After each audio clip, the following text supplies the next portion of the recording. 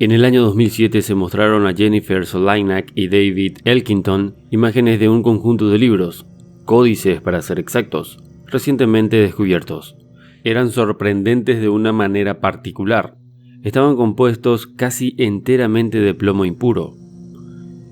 Los intentos de llevar los códices de plomo ante los ojos del público muy pronto condujeron a la controversia y a las críticas de quienes opinaban que eran falsos, críticas procedentes de personas e instituciones que ni siquiera los habían analizado antes. Sin embargo, el paciente análisis y la investigación han puesto de manifiesto el hecho de que los códices de plomo son auténticos y antiguos.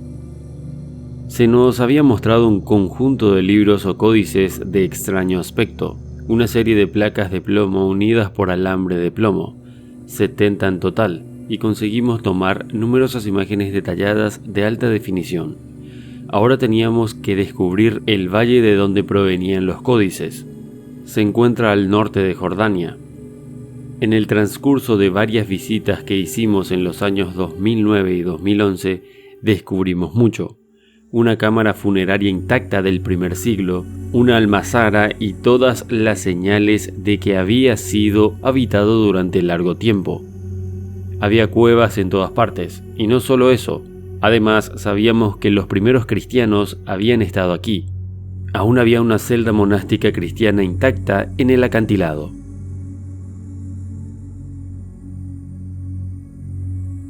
Lo que estábamos viendo eran libros muy antiguos. El descubrimiento fue pronto descrito por el director de antigüedades de Amán, Jordania, como más importante que los manuscritos del Mar Muerto, y aquí estábamos en el norte de Jordania, en busca de documentos que muy bien podían cambiar todo lo que sabemos sobre el origen del cristianismo. Los documentos vieron por primera vez la luz en el año 2007, cuando nos solicitaron una primera evaluación inicial. A primera vista parecían poco llamativos, extraños libros de cuero con un aspecto bastante machacado y francamente, este tipo de objetos a menudo está a la venta. Desde el descubrimiento de los textos de Nag Hammadi en 1945, códices de todo tipo han inundado el mercado, la mayoría de ellos falsos. Sin embargo, fue cuando nos informaron de que estaban hechos enteramente de plomo en lugar de cuero, y ahí nos dimos cuenta que estábamos ante algo único.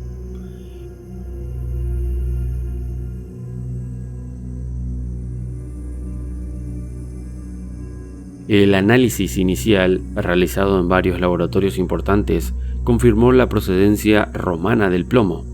El trabajo era ahora descubrir si se trataba de plomo romano reutilizado por astutos falsificadores a la caza de ávidos y ricos compradores, a menudo bastante crédulos.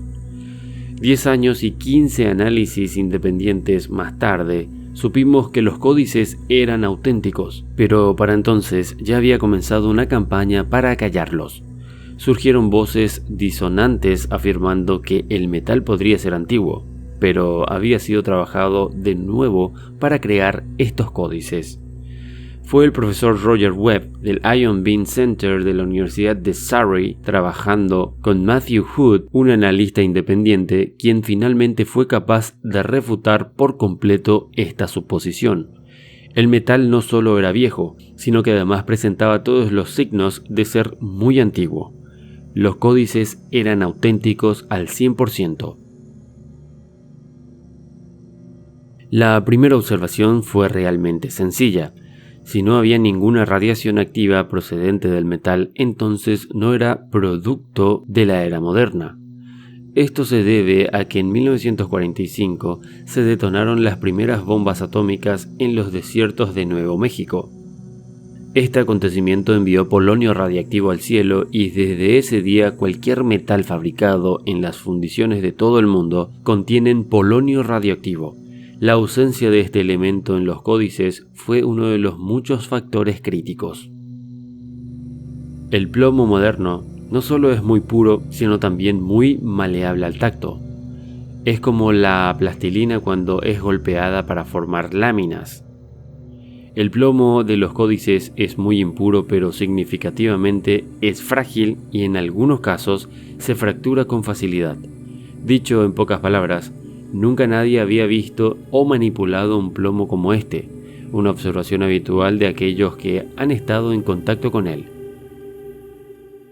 Bajo el microscopio exhibe todas las cualidades de una gran antigüedad, con impurezas cristalinas brotando del metal y dejando agujeros a su paso, un proceso que requiere más de 1800 años. El trabajo de los metalúrgicos estaba hecho, ahora teníamos que averiguar qué eran, y la respuesta fue impactante, ya que en el corazón del descubrimiento había algo asombroso, algo de una profunda santidad, tanto si se es creyente como si no. El conjunto de libros que Jennifer y yo habíamos visto, tanto en Jordania como en Israel, eran en su mayoría de pequeño tamaño, no mucho más grande que el libro de bolsillo promedio. Algunos son incluso más pequeños, no mayores a la palma de la mano de un hombre.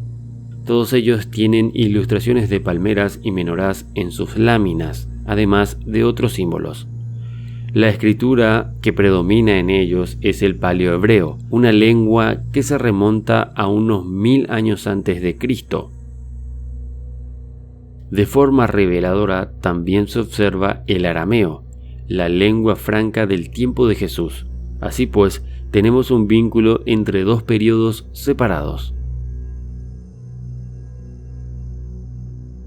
Curiosamente, en uno de los aspectos más llamativos de las ilustraciones del códice es la presencia de arquitectura típica del templo. En un códice puede verse el interior del templo. En términos de la época, esto habría sido como una imagen prohibida, así como la representación del candelabro de 7 brazos. En su día, este era considerado mobiliario de Dios y procedía del lugar más sagrado del templo, el Sancta Sanctorum o Santo de los Santos. ¿Fue esta la razón por la que los códices fueron sellados y escondidos en cuevas? ¿Por qué eran objetos santos que representaban secretos prohibidos a todo el mundo, menos a los iniciados? En el segundo libro de Esdras, 14:25-46, un antiguo texto hebreo cristiano, nos habla de la confección de 94 libros, 70 de los cuales fueron más tarde escondidos en una cueva. Sin embargo, más reveladora resulta la mención de un pequeño libro en Apocalipsis 5. Este se traduce a menudo y erróneamente como un rollo manuscrito, pero el griego original dice biblioridion, término que significa libro, no rollo. Este libro coincide con la descripción del códice principal del descubrimiento, un pequeño libro con 7 sellos por un lado. En su portada hay un retrato de una típica figura del Nazareno. La descripción de este parece que concuerda con la dada en el Apocalipsis, lo que significa solo una cosa, que se trata de un apocalipsis. No nos referíamos al fin del mundo evidentemente, sino más bien a un libro sobre una visión acerca de los secretos del templo. Según los eminentes expertos hasta ahora implicados en la evaluación de la lengua y la iconografía de los códices, el hecho de que estos textos existan bajo la forma de un libro apunta a la probabilidad de que sean documentos del cristianismo primitivo, los más antiguos descubiertos hasta la fecha. Las traducciones realizadas hasta el momento parecen apuntar a esa dirección, pero el texto no parece ser más que un conjunto aleatorio de citas de Proverbios, Salmos, Daniel y otros libros del Antiguo Testamento. ¿Qué es lo que estaban intentando transmitir realmente? Bueno, la respuesta es que si leemos el resto de las citas, estos pasajes comienzan a revelar mucho. En esencia, estos libros son testimonia. Dan testimonio de la verdad tal y como fue revelada de boca del Mesías. Estos libros nos hablan de la venida de un Mesías, de un gran rey que liberaría o liberará a su pueblo, y los liberará de la opresión. Pero no habla de la liberación de este mundo, de la liberación de la carga de tener que pagar impuestos al César. Hablan de un gran acontecimiento que el Mesías ha venido a supervisar, y también de muchas otras cosas. La aparición de estos libros ya había sido predicha.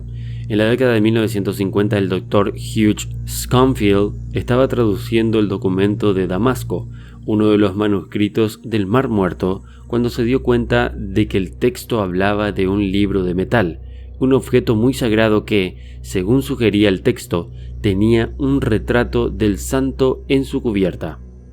Esta es una buena descripción del códice principal del descubrimiento. El cristianismo tiene sus secretos, y cuando se tiene un secreto, se tiene poder sobre quienes lo desconocen.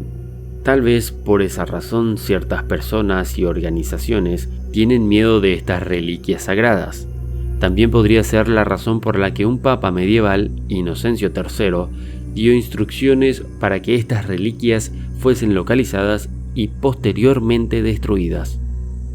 Solo el tiempo dirá qué acontecimientos exactamente predecían estos textos. Si te gustó el vídeo, dale pulgar arriba y compártelo. Una vez más, muchas gracias y hasta la próxima.